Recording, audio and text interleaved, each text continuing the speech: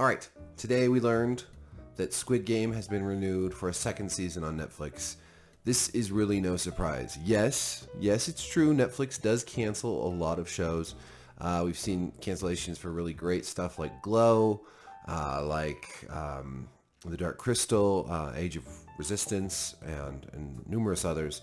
But Squid Game was huge, right? It was just super popular. It would be like them canceling Stranger Things or The Witcher or any of these other like massively popular shows that are reputationally important for Netflix, as well as just in terms of like people are going to watch or resubscribe for these shows specifically in vast numbers, right? So Squid Game season 2 is exactly the kind of show that's going to pull in a big audience, and so it's just no surprise. It's their biggest show ever, or at least one of them. But it's a mistake, right? It's a narrative mistake. I didn't like the ways that the first season kept the door ajar for a second season. They left us with a cliffhanger for the whole policeman frontman storyline, which ends, of course, with him, the frontman. The spoilers for Squid Game. It ends with the frontman being revealed as the brother of the policeman, in a very, very confusing twist, considering that it seemed like the policeman had only been searching for his brother for a very short time. And the front man, as we know, must have been there for quite some time, for several years at least. So that was a confusing plot to begin with, and then, of course, it ends with the front man shooting his brother and him falling off the cliff. But we never saw a body, so it seems pretty obvious that he's not actually dead. The other sort of cliffhanger that we're left with is when the main character is going to see his daughter. He's dyed his hair pink. He saw the guy that slaps you in the airport, and he tries to catch him, but he doesn't. But then he goes. He's about to get on the plane. He gets a phone. He talks on the phone with one of the Squid Game people, who tells him just to get on the plane, and then he turns around and he doesn't get on the plane, and he doesn't go see his daughter. This bothered me for two reasons. For one thing, go see your daughter, dude. Even if you've got to go like take care of business, you spent a year after getting into the Squid Games with no contact with your daughter. Now go see her now that you've got your shit together, right?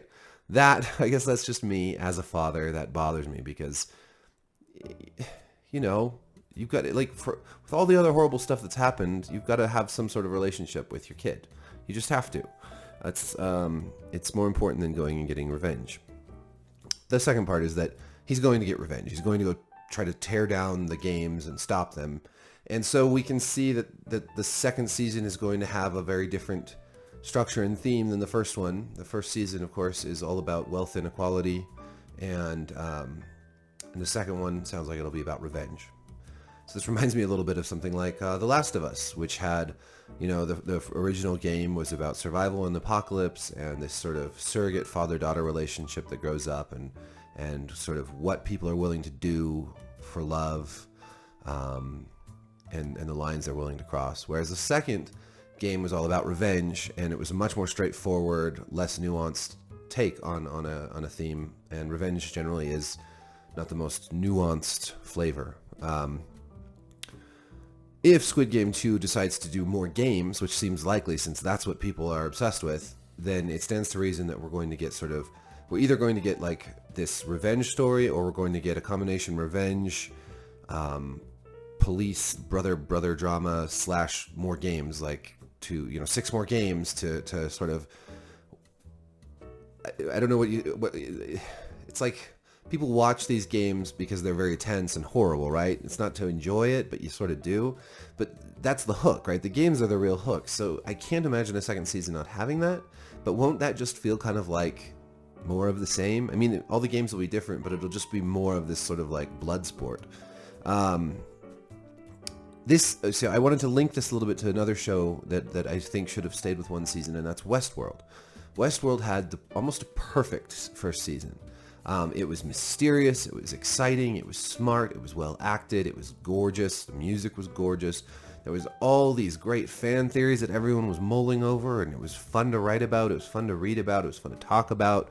There were lots of clues. There was lots of red herrings. There was just so much stuff going on in that season of TV. It remains one of my favorite all-time seasons of television. Westworld was brilliant. But season 2 tried to sort of redo what season 1 did so well, messing with the timelines, messing with our perception, and it just didn't really work. It felt like a sort of a meager shadow of its former self, because we'd already been through all this. Doing it again with different stories and different, I don't know, it wasn't quite as much of a timeline, like multi-generation thing. It was more compressed, but it was still messing with timelines, messing with Bernard's head, yada, yada, yada. Season 3 fortunately sort of did away with all that, but then brought us out into the bigger world and just felt like a completely different show in so many ways, and sort of introduced technology that felt more magical and less sort of rooted in realism than before. I realize that these robot people in Westworld are not really rooted in any sort of current realism, but they felt like it worked for the story that was being told. Whereas the like supercomputer in season 3 that sort of like determines the outcome of everything, that just felt like too much. It felt like too much to me.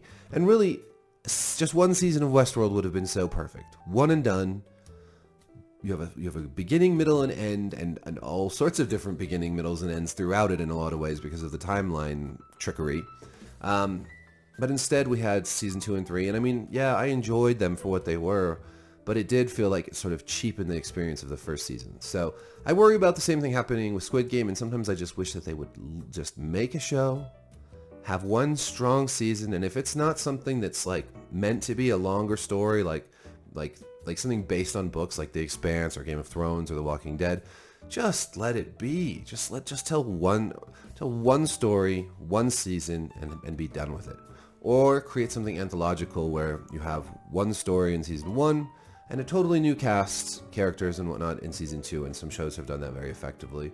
And some shows have, at least, with something like True Detective, where season 1 is fantastic and season 2 is crap, at least season 2 has no bearing on season 1, right? Season 1 remains a great season. And season 3 was pretty good. Anyways, that's kind of where I'm at with Squid Game season 2. I mean, I'll probably watch it along with millions of other people, and I hope I'm wrong, but it just feels like a mistake. Let me know what you think in the comments, and like, subscribe, hit the notification bell. Thank you for watching. Peace.